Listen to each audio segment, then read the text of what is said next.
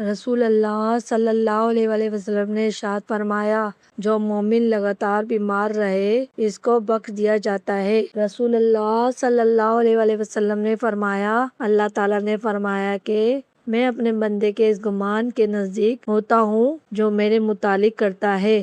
رسول اللہ صلی اللہ علیہ وسلم نے ارشاد فرمایا، ہر نماز دوسری نماز سے پہلے ہونے والی خطا کو مٹا دیتی ہے۔ نبی کریم صلی اللہ علیہ وسلم نے ارشاد فرمایا، جھوٹ رزق کو کم کر دیتا ہے۔ فرمان مصطفیٰ صلی اللہ علیہ وسلم، سچ بولا کرو اگرچہ تمہیں اس میں ہلاکت نظر آئے، کیونکہ اسی میں نجات ہے۔ رسول اللہ صلی اللہ علیہ وسلم نے فرمایا، سب سے بڑی زیادتی کسی مسلمان کو بے عزت کرنا ہے۔ رسول اللہ صلی اللہ علیہ وسلم نے ارشاد فرمایا، صبح کی نیند رزق میں رکاوٹ کرتی ہے۔ رسول اللہ صلی اللہ علیہ وسلم نے ارشاد فرمایا، میرے بعد کوئی نبی نہیں ہے اور تم لوگوں کے بعد کوئی امت نہیں ہے۔ رسول اللہ صلی اللہ علیہ وسلم نے ارشاد فرمایا، جو مسلمان مجھ پر درود پڑھتا ہے اس کے لیے فرشتے استغفار کرتے ہیں۔ رسول اللہ صلی اللہ علیہ وسلم نے ارشاد فرمایا، لا الہ الا اللہ سے بڑھ کر کوئی عمل نہیں اور یہ کسی گناہ کو باقی نہیں چھوڑتا۔